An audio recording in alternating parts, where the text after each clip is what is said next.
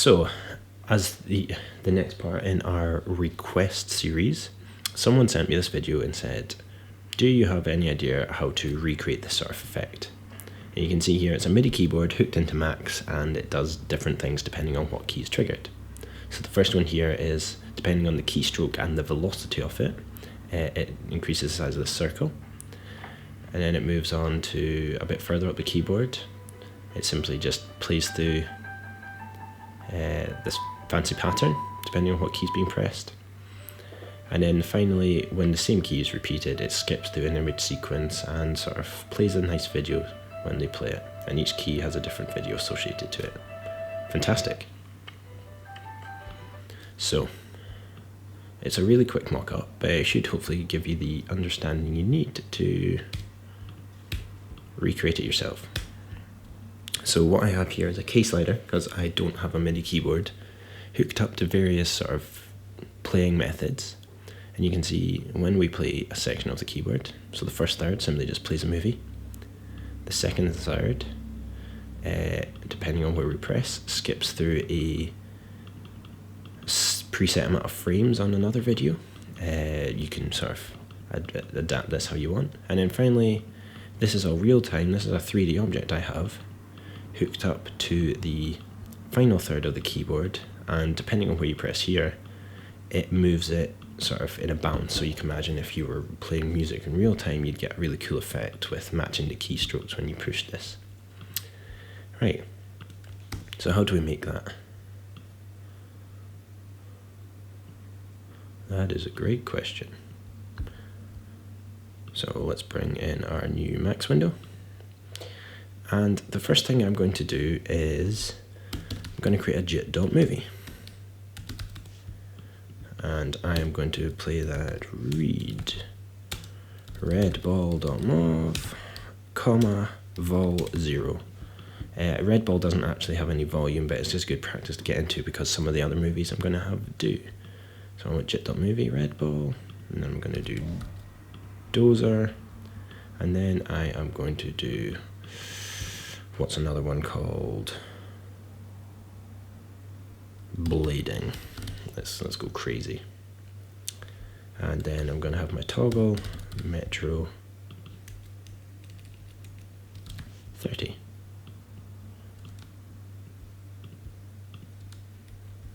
I'm just going to bring in my inspector here. I'm not going to need it just now, but I will in a minute just so it looks neat.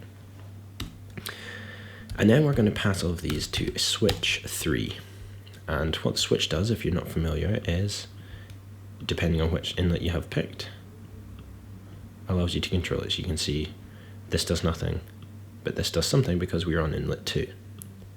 So we're going to hook our movies up to the inlets, and then we are going to have some messages. If I can get the keys in the right order, that control it. So I'm going to do that. Read, jet.window.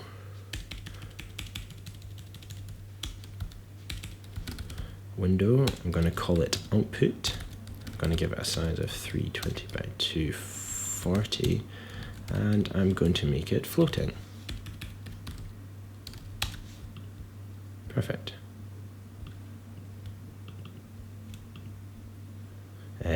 Oh, my other window is called output as well, so I'm just going to change this to output 1.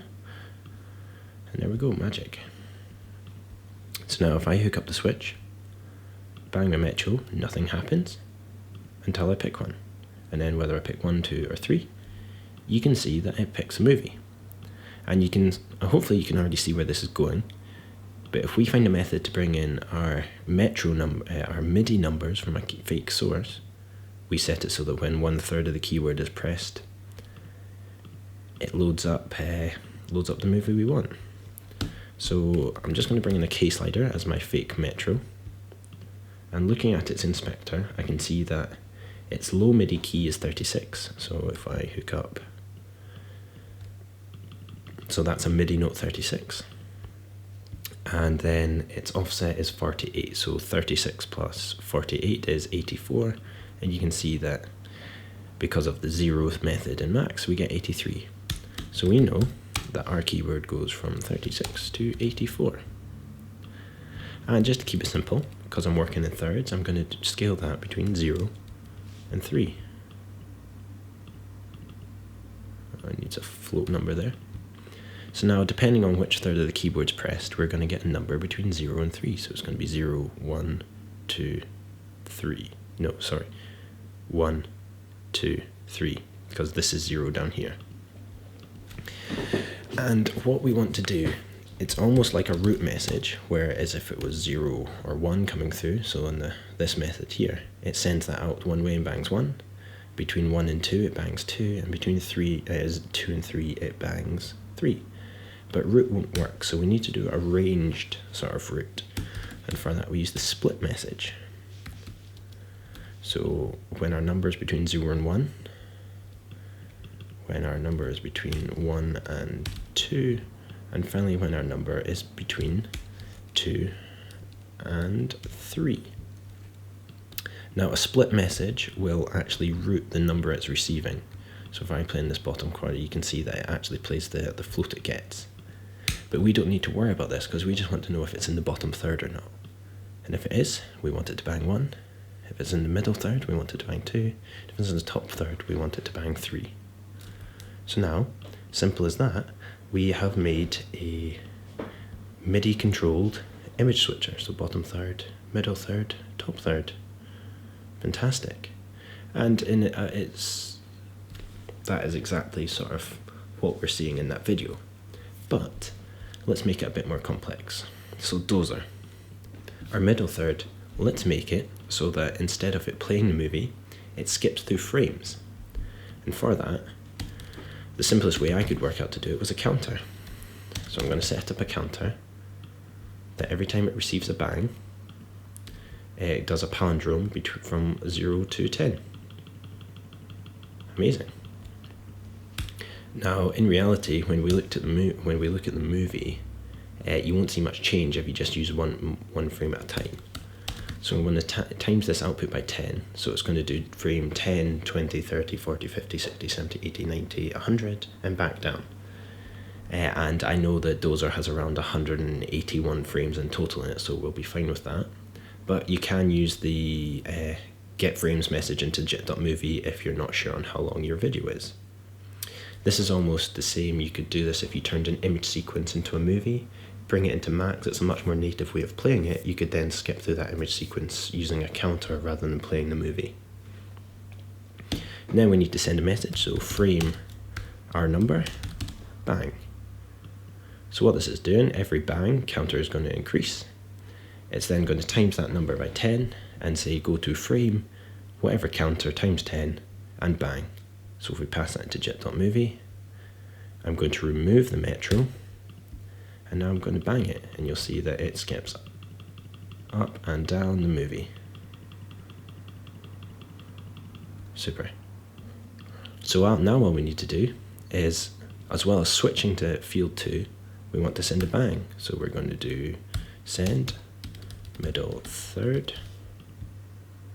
So every time that split between 1 point and 2 point receives an input, so between here and here, middle third sends out a bang, or sends out that message as well. Plug it into our bang above counter, and now while we're in frame 1, we'll play red ball in middle third when the keys are pressed.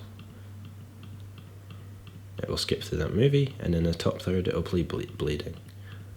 I think there's a problem with the frame count here, because you can see that it's not playing it for every so often, and I'm not 100% sure why, but I promise you this method does work.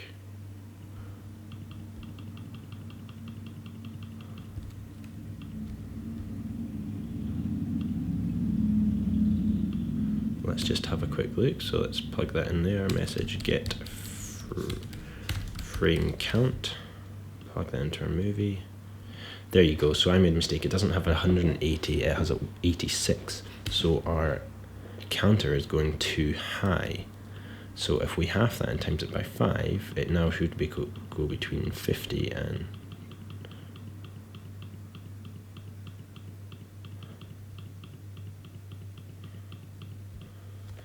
Why isn't it doing this properly?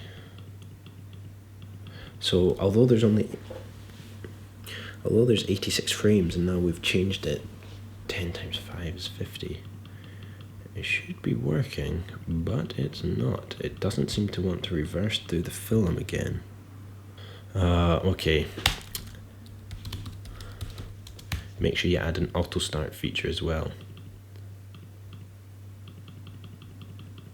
There you go, that lets us go up and down it. Auto start 0 stops the video auto playing naturally when it's loaded, and when that's not on, it's constantly getting ready to go forward, and we're trying to send it back and it just disagrees. So there you go, that was my mistake. Remember and add your auto start 0, turn it off.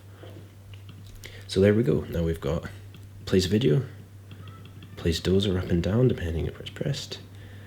The 3D stuff is still a work in progress, so I'm not going to go into detail and bore you with all that, but that's a really quick look at how to use MIDI input to select or play a movie depending on which key is pressed.